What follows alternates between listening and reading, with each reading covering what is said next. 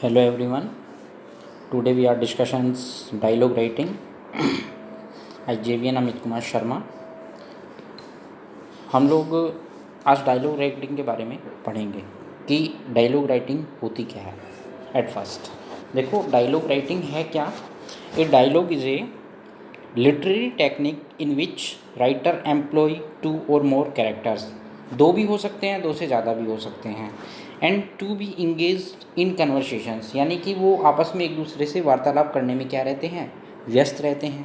With one another, एक दूसरे के साथ.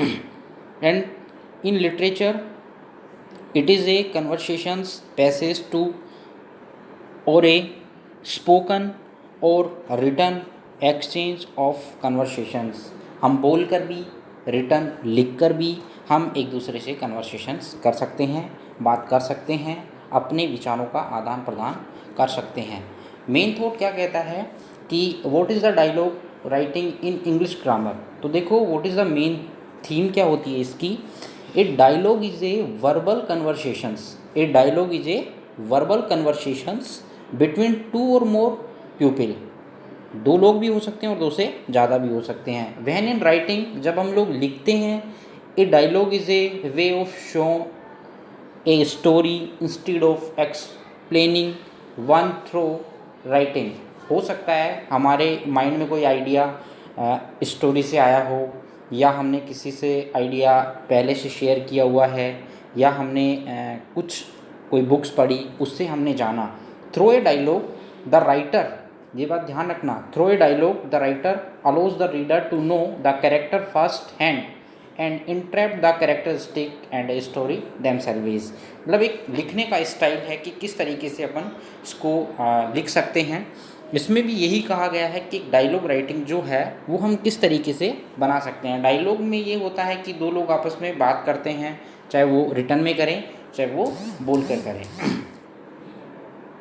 देन सेकेंड अपना जो थॉट है कि इसका जो मेन पर्पज़ जो अपन बात करें कि एक डायलॉग राइटिंग का फॉर्मेट क्या होता है. एक डायलॉग राइटिंग का फॉर्मेट होता क्या है, किस तरीके से हम डायलॉग राइटिंग को लिख सकते हैं, how to write a dialogue.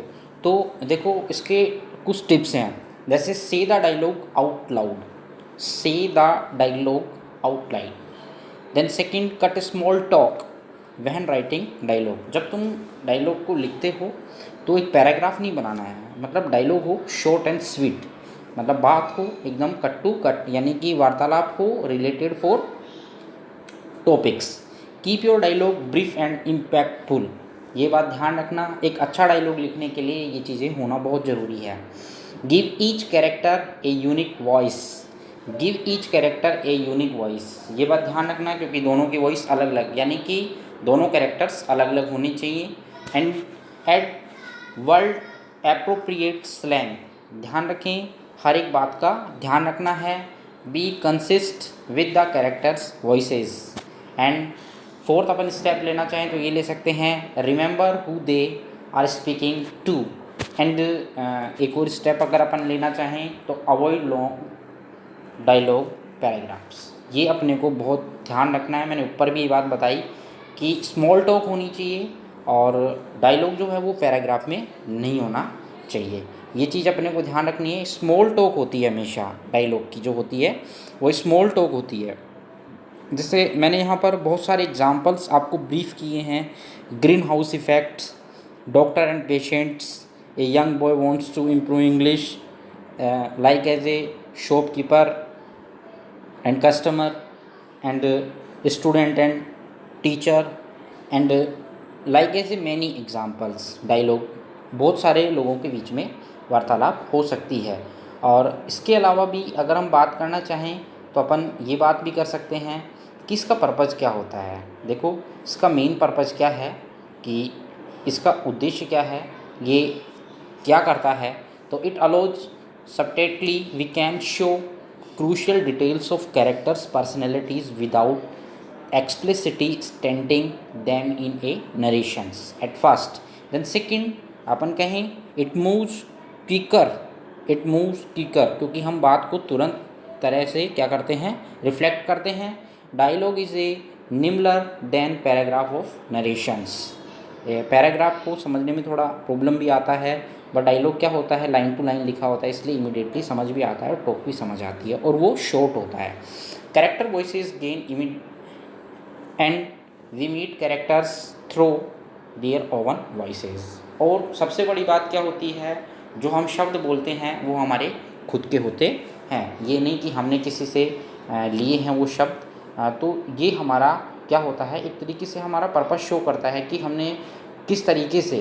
Then अगर अपन बात करना चाहें कि एक डायलॉग का फॉर्मेट क्या होना चाहिए, एक डायलॉग के मेन एलिमेंट्स क्या होने चाहिए, अगर अपन बात करना चाहें तो अपन किस तरीके से अपन इसको किस तरीके से बता सकते हैं। तो डायलॉग का जो फॉर्मेट कहता है, वो डायलॉग का फॉर्मेट क्या कहता है, dialogue is a conversation between two or more people in a narrative work. At first dialogue is written using quotation marks around the speaker's exact words. Then these quotation marks are meant to set the dialogue apart from the narration, which is written as standard text.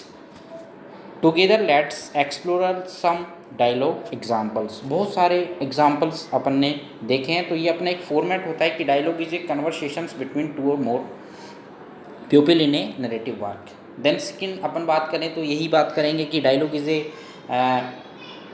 Written using marks around the speaker exact words. Exact word होते हैं, ये नहीं कि हम मन में आए जो बोल दिया।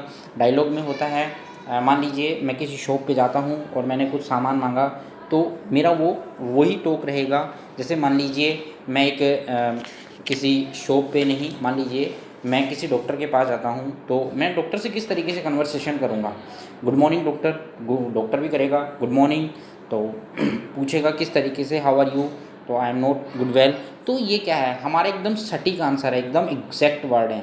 These quotation marks are meant to set dialogue apart from the narrations, apart to the narrations, ठीक है, and which is written and standard text together.